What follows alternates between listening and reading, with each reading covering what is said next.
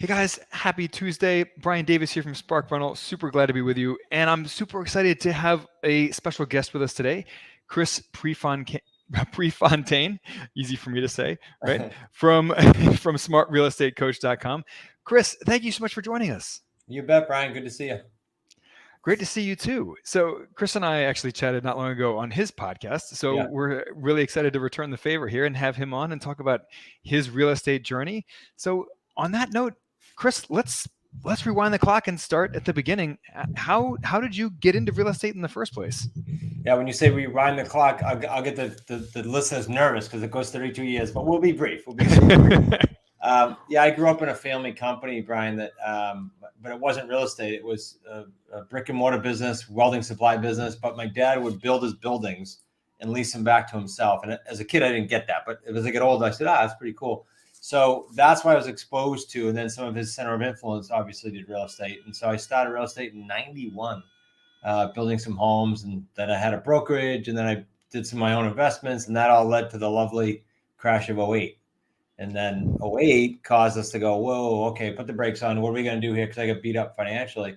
So we sort of set up some rules. Okay, no signing personally with banks, no taking out bank loans. We only buy on creative real estate. We call it buying on terms. All right.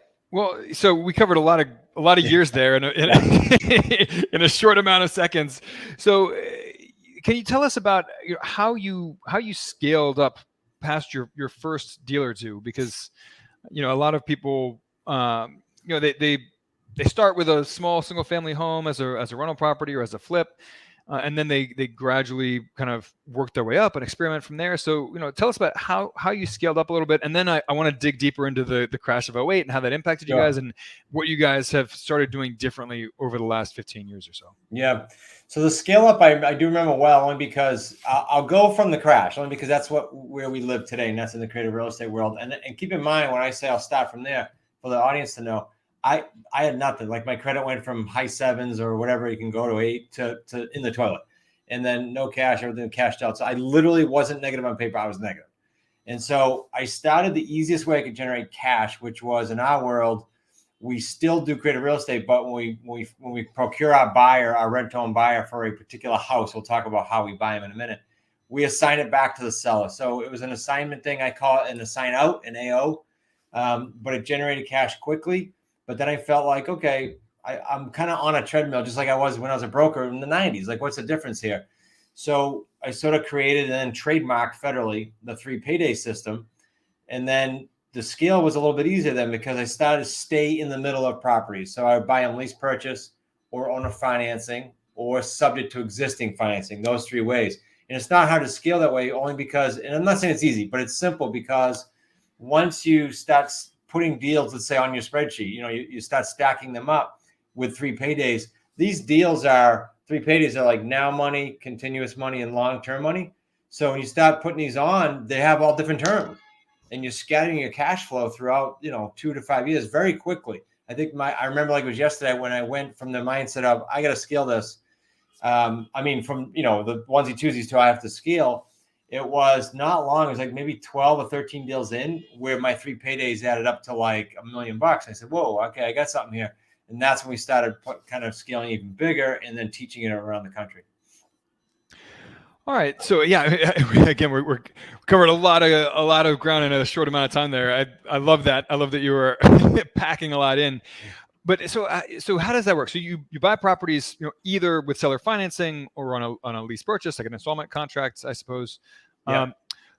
Or what was the third option that you do? Subject to existing financing. So subject to existing, yeah. Yeah, that person's more, that seller's more, that avatar's more like, hey, I need financial relief. Whereas the owner financing, we go after free and clear property. So they're like, well, I'm fine. I just want my price and I can wait. Give me a good term, So there's 2 different types of avatar there.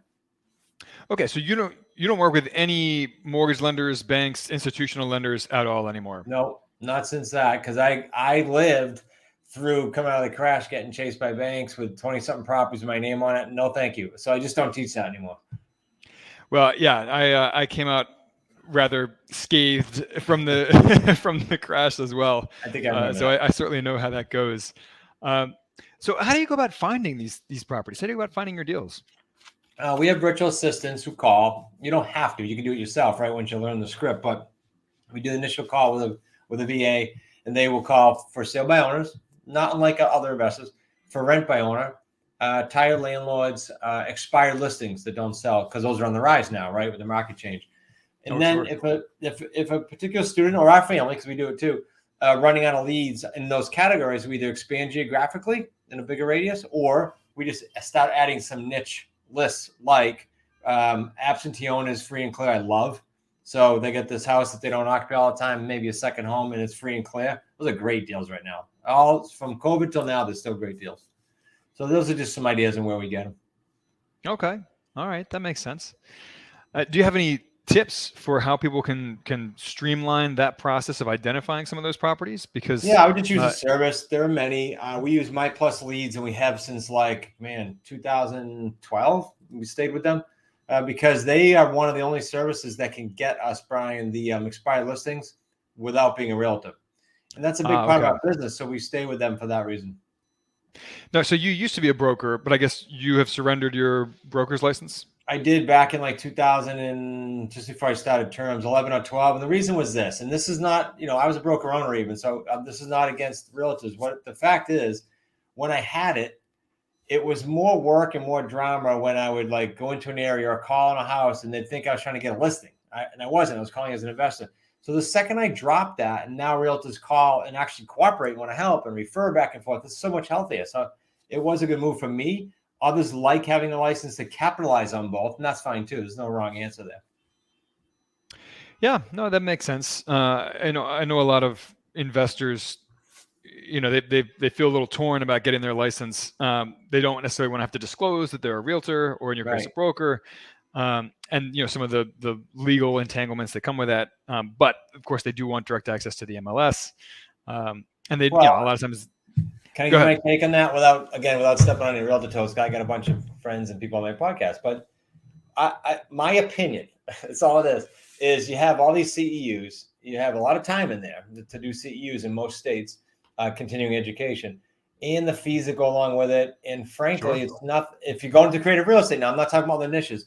There's zero reason, because we don't use the MLS. We just don't. Now, do we have some good, strong relationships with realtors that when they get an expired or an over leverage or something they can't list or sell, do they refer to us? Yep. And do we refer to them when we get a conventional sale? We just want to blow it up. Yeah. So there's good relationships there. I just think it outweighs the drama that goes on if you were licensed. That's all, my opinion. No, that makes total sense. And it can be onerous, some of the continuing education, the fees, working under an existing broker, and they might have expectations that you do a certain amount of volume as a realtor, every year. So I totally get it. Yeah. And does the broker owner understand and want to support creative real estate? Some don't. I've run into that in the Wicked Smart community. A student will come to me and go, yeah, my broker owner doesn't want to do this. Then go find another one. If you want to be a broker, you got to find someone or an agent. Find a broker that supports you. That's all. So through Smart Real Estate Coach, you obviously coach novice investors on how to buy properties, how to build cash flow from real estate. Tell us more about exactly what kind of strategy you teach, and what you're what you're teaching to your students. So we teach the exact way we buy that you and I were just talking about, those three ways. Here's the difference. There's one thing, and I think you'll agree with this. I want to know your opinion on this. There's one thing in the industry to sell a product or, teach a certain thing, but it's another thing to actually do deals with someone, because sadly people go to seminars and they take courses, and then they go out in the real world and oh my God, I didn't know that happened. So we actually, it's interactive. I think it's the best way to learn. We partner with the students in a sense. They own it. We just get paid a revenue share on the deal. They pay us up front to come in our program, and then we rev share. Now that's a win-win, because we want one thing. You get a property, we want to get our exit together with you, and we want to exit it together. So we rev share and both win, and we keep parlaying deals together. That's pretty cool, because I can't tell you how many pivots come up, and you know this. I interviewed you. I know you've been through with your deals.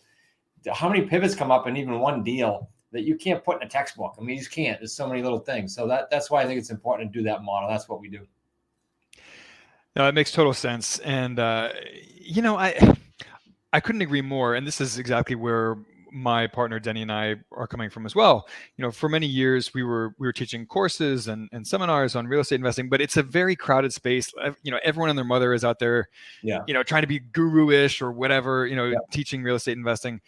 But the fact is, one, is too crowded, and two, people show up for your seminar or whatever, and then they go on, and then half of them don't end up using what they learned. It's Right. not Sadly. valuable to them.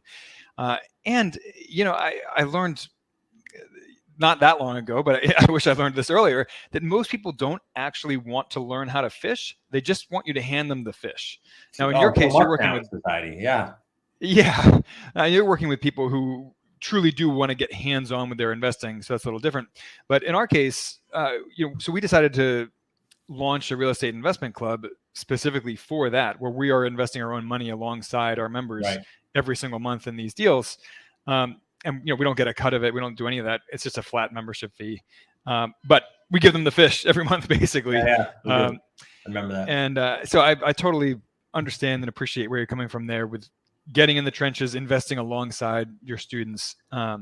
Well, yeah, because they have it for life, right? Once you teach them, they really do. If they never talk to us again, I said this to a person on my show earlier today. I said, she was in my community. I said, look, I love having you in the community. I hope you stay forever. But if you don't, you have this for life. It's a skill set. You can buy your own house with it. You can help family with it, etc. Yeah. And I mean, you get paid based on the results that you deliver for your students. It's not just a weekend seminar or whatever. Right. You're out there. You only get paid if they are winning. So I love that. 100%. So I like to ask this question of, what was the low point in your story? That point where all hope seemed lost. Yeah. And, what happened? How'd you come out of it? What'd you learn from it? Tell us about that low point in your story arc. Yeah. It was definitely February of 2008. Like, I can remember that like it was yesterday. And when they get the book, it's literally at the front of it. I want them to know, just for context, what, how, and what happened.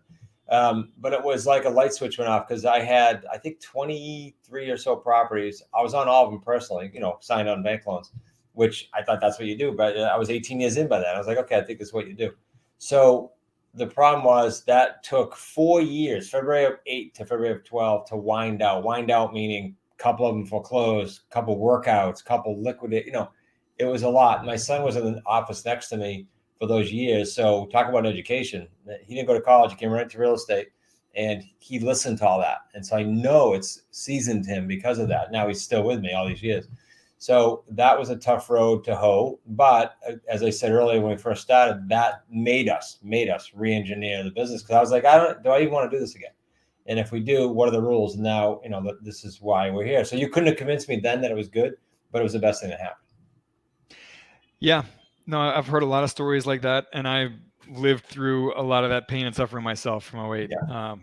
I had, I think, 13 properties at that point, and they're all gone in one way or another now. Yeah, many of them not happily, right? Yeah. So yeah, now I feel you 100% there. So if you were to give 2 or 3 baseline tips, or your best tips to people who are either just getting into real estate investing or are looking to scale and ratchet up, what would those tips be? Well, okay, so here's a good one for anyone. Doesn't matter what industry, but let's say it doesn't matter where you are in real estate, and that is 3 steps. 1, find one of the niches to get behind. Like, I'm not so naive to think everybody should do creative real estate. I'm biased. I think it's operates in all markets, but you have an amazing niche. Because I interviewed you, I know that. So find one you like, right? And then you can get behind morally, ethically, value-wise. Second, find someone or a group, whatever you can attach to, who has been there, done that, what you want to do, but still current. Because there's people that teach, as you know, that did a deal 25 years ago, and that's dangerous because there's too many changes.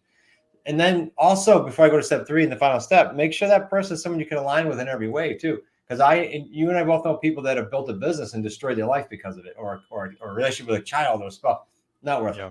So, in my opinion, so find something you can attach to that way. And then third, put the blinders on for 3 to 7 years. This is critical because people, unfortunately, in society right now, people are marketing to you and I and to others like get rich quick tomorrow. No, it's not. But it is for life, and it is super lucrative and fun when you do it right. So 3 to 7 years. Now, why do I say 3 to 7? I always said 3 to people in my community because I want them to come in, and if they get a curveball, but they're thinking 3 years, they'll go, okay, I got 3 years to commit. Not that it'll take 3 years to do a deal. Just commit for 3 years. Then I had Brian Tracy on my show, oh gosh, 2 or 3 years ago, and he was already in his low 80s. And he said, I said that like it was a given because everybody agrees with me with 3 years. And he said, no, it's not 3, it's 7. And he said, here's why, Chris, it takes 2 or 3 years. You're going to really suck for a while. And then 2 or 3 years, you're going to feel like you got your legs, and then you'll have success. He said, trust me, I've been broke twice. So that's coming from a guy who's written, I don't know, 70 books, and he's been around forever in our space. So now I say 3 to 7 to respect him. I love Brian Tracy, by the way, and I love that he was on your show. And now I feel super privileged that I was on the same show that Brian Tracy was on. No, I love that. So Chris, you have a free book for our audience members. Tell us about that book.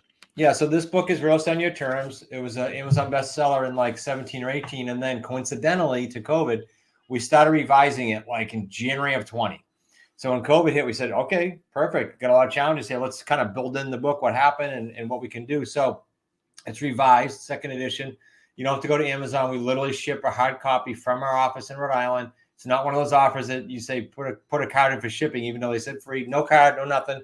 Just your name and address. We'll get it out to you. Just allow us a couple weeks, right? Just go to wickedsmartbooks.com, wickedsmartbooks.com/Brian.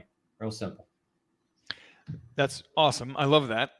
We will include a link to that in the comments. And I love that, it's not free plus shipping, which says, feels kind of grimy in today's world. It's just free. So thank you for that offer for our listeners.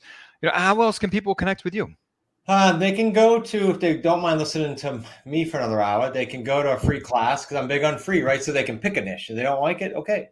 Go to smartrealestatecoach.com/masters class. And that'll get them, really show them, like we're talking about these deals at a high level, but it'll show them how do we get deals? Why do sellers do it? Why do buyers do it? How do we exit? And then it'll show the 3 paydays on real deals, the case studies. So it's pretty cool. Come join me there. I love it. Chris, any final tips or parting thoughts before we wrap up? One, the market's crazy now. I don't know when this is going to air, but when I say crazy, it's just because the media thinks it's crazy. There are many people very, very bullish in our space about real estate. I had one on my show today. So just know that you don't have to worry about shifts and trends and lows and highs. Learn how to pivot in it. Learn how to get creative in creative real estate, and learn how to pivot in any market, and you'll have fun and you won't be stressed. Well, I love that. And I'm a big fan of not trying to time the market in just that dollar cost averaging of, continuing to invest month in, month out, because the people who try to time the market tend to end up getting burned by the market. There are a lot of people out there that are smarter than me anyway, and, better informed than I am, who still mess that up timing the market. So even the billionaires. Yep. Yeah. It's hubris to think that you can time the market better than, the most informed people in the world with, all their teams of analysts behind them. So anyway, Chris, thank you so much for coming on the show today. We really appreciate it. Thanks, and we look forward to, absolutely. And, in the meantime, everyone out there, please stay in touch, support at sparkrental.com, rate, review the podcast if you've enjoyed it, and we will catch you on the flip side.